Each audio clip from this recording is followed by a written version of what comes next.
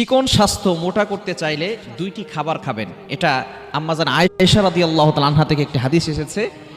তিনি এই হাদিসটি বর্ণনা করেছেন। দুইটি খাবারের কথা নবীজি সাল্লাল্লাহু আলাইহি ওয়াসাল্লাম তাকে দুইটি খাবারের কথা জানিয়ে দিয়েছেন। সুনান ইবনে মাজার 3324 নম্বর হাদিস, 3325 নম্বর হাদিসের ভিতরে রয়েছে।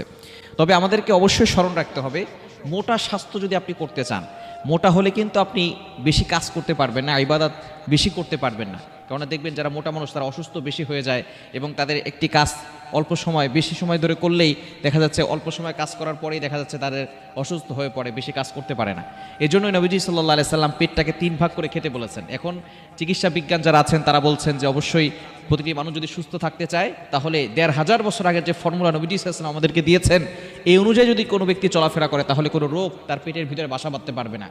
এজন্য অবশ্যই মূলনীতি, যেটা শরীরকে সুস্থ রাখার মূলনীতি হচ্ছে পেটটাকে 3 ভাগ করে খাওয়া। একেবারে প্রচুর ক্ষুধা লাগলে খাবেন, আর এছাড়া 3 ভাগ করে খাবেন। 1 ভাগ খাবার, 1 ভাগ পানি, আর 1 ভাগ হচ্ছে খালি রাখবেন। তাহলে আপনি সুস্থ থাকতে পারবেন ইনশাআল্লাহ। কিন্তু কিছু মানুষ আছে একেবারে হ্যাংলা, একেবারে পাতলা, একেবারে চিকন, তারা একটু স্বাস্থ্যবান হওয়ার জন্য কি খাবেন সেটা আমাদের কাছে জিজ্ঞেস করে থাকেন। আম্মাজান আয়েশা রাদিয়াল্লাহু তাআলা আনহা থেকে হাদিসটি এসেছে, নবী সাল্লাল্লাহু আলাইহি ওয়াসাল্লাম তাকে 2টি খাবার খেতে বলেছেন।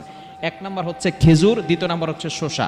এই 2টি খাবার অ্যাডজাস্ট করে খেলে আল্লাহ পাক রব্বুল আলামিন তাকে স্বাস্থ্যবান বানিয়ে দিবেন। এটা নবী সাল্লাল্লাহু আলাইহি ওয়াসাল্লাম নিজে বলে দিয়েছেন।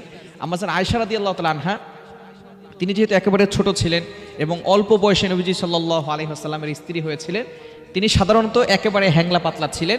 আম্মাজান আয়েশা রাদিয়াল্লাহু তাআলা আনহা তিনি অনেকের কাছে গিয়েছিলেন যে একটু ভালো স্বাস্থ্য হওয়ার জন্য। তখন নবীজি সাল্লাল্লাহু আলাইহি ওয়াসাল্লাম তাকে এই 2টি খাবার খেতে বলেছেন একসাথে, খেজুর এবং শসা। তিনি একসাথে খাওয়ার পরে পরবর্তী সময় আম্মাজান আয়েশা রাদিয়াল্লাহু তাআলা আনহা জানিয়েছেন যে এই খাবার খাওয়ার ফলে আলহামদুলিল্লাহ আমাকে আল্লাহ তাআলা সুস্বাস্থ্য দিয়েছেন। অর্থাৎ যতটুকু তার স্বাস্থ্য হওয়া দরকার প্রয়োজন তিনি চেয়েছিলেন, আল্লাহ পাক রব্বুল আলামিন তাকে ততটুকু সুস্বাস্থ্য দান করেছিলেন।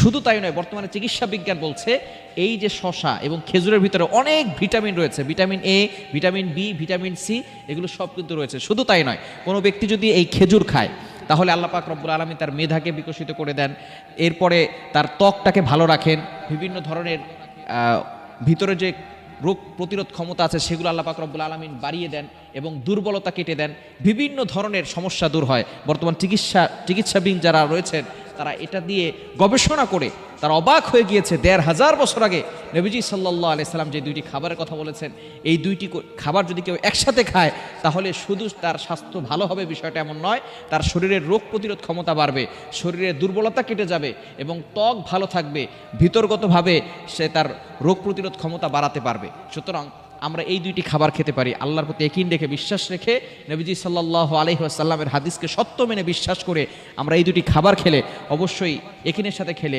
আল্লাহ পাক রব্বুল আলামিন আপনার সুস্বাস্থ্য দান করে দিবেন। তবে অবশ্যই আমাদেরকে খেয়াল রাখতে হবে অতিরিক্ত খেয়ে যাতে করে আমরা ইবাদত থেকে দূরে সরে যাই, বিষয়টা যেন এমন না হয়। আমরা অবশ্যই এমনভাবে খাওয়ার চেষ্টা করবো যাতে করে ইবাদত করতে আমাদের স্বাদ আসে, ইবাদত করতে মজা পাই এবং ইবাদত করতে আমাদের জন্য সহজ হয়। আল্লাহ তাআলা আমাদের সকলকে বুঝার তৌফিক দান করেন।